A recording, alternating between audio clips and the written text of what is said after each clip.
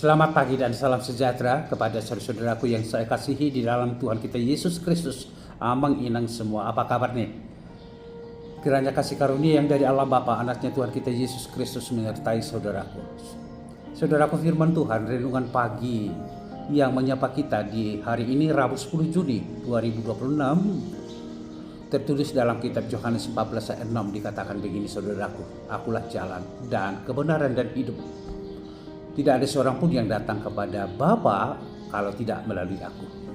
Di dalam bahasa Batak itu dikatakan, saudaraku, audo dalani dohot hasit tongan dohot hanguduan. Dangadong nasahat tuamai iaso marhite sianal. Demikian saudaraku pembacaan firman Tuhan.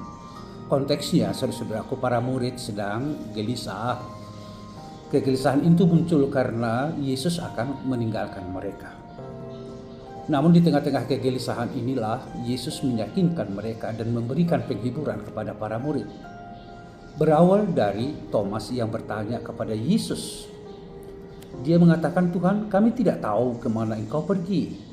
Jadi bagaimana kami tahu jalan ke situ? Itu pernyataan dari Thomas, salah seorang dari para murid Yesus. Namun dengan tegas Yesus, saudara, mengatakan nas yang baru saja kita baca, akulah jalan dan kebenaran dan hidup. Sesungguhnya, saudaraku, ini menjadi sebuah penghiburan yang disampaikan oleh Yesus kepada para murid itu sendiri.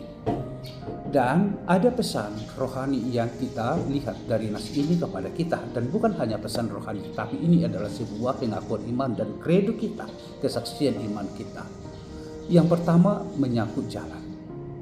Jalan. Dikatakan oleh Yesus, saudara-saudaraku, akulah jalan, saudara-saudaraku.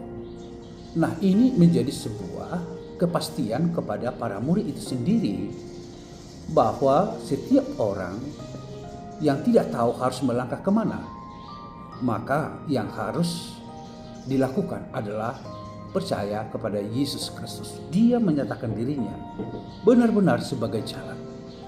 Ada berbagai jenis jalan, tetapi bagi Yesus jalan itu adalah sebuah kepastian yang menuju kehidupan kini dan yang akan datang, dunia dan surgawi. Tidak ada yang akan bisa menjadi jalan kecuali Yesus sendiri, saudara-saudaraku. Maka percayalah kepadanya.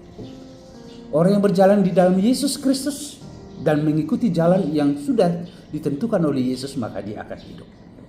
Itu yang pertama. Yang kedua, saudara-saudaraku, adalah dikatakan bahwa Yesus sendiri adalah kebenaran. Kebenaran. Ketika setiap orang dipenuhi kebingungan dan kepalsuan di tengah-tengah kehidupan ini, maka ketika dia percaya dan melihat Yesus Kristus dalam hidupnya, maka dia akan melakukan apa yang benar dan memilih apa yang menjadi kebenaran. Sehingga setiap kebenaran bukan direduksi dari setiap pikiran, akal, intelektualitas kita, saudaraku.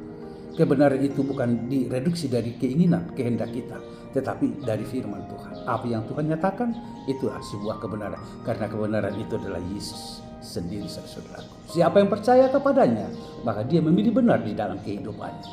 Tetapi ada yang ketiga, saudaraku, dikatakan bahwa Yesus itu adalah hidup. Hidup, saudaraku. Dan inilah yang menjadi satu statement kita, pengakuan iman kita, bahwa di saat hidup ini mengalami katakanlah pergumulan, di saat hidup kita mengalami penderitaan, bahkan hidup kita mengalami kematian, tetapi kepercayaan kepada Yesus Kristus membuat kita hidup. Jadi tidak ada kuasa yang lebih besar daripada Kristus sendiri dalam melakukan hal kehidupan. Kematian sendiri pun sudah dikalahkan dalam Yesus Kristus. Oleh karena itu, apapun penderitaanmu, apapun pergumulanmu, apapun yang membuat hatimu lelah, lesu dalam kehidupan ini, maka percaya kepada Yesus. Itu akan menjadikan kita hidup, saudara-saudaraku. Dalam arti apa? Kita menang dalam setiap pergumulan yang kita hadapi. Oleh saudara-saudaraku, amang ini semua, mari lakukan aktivitas.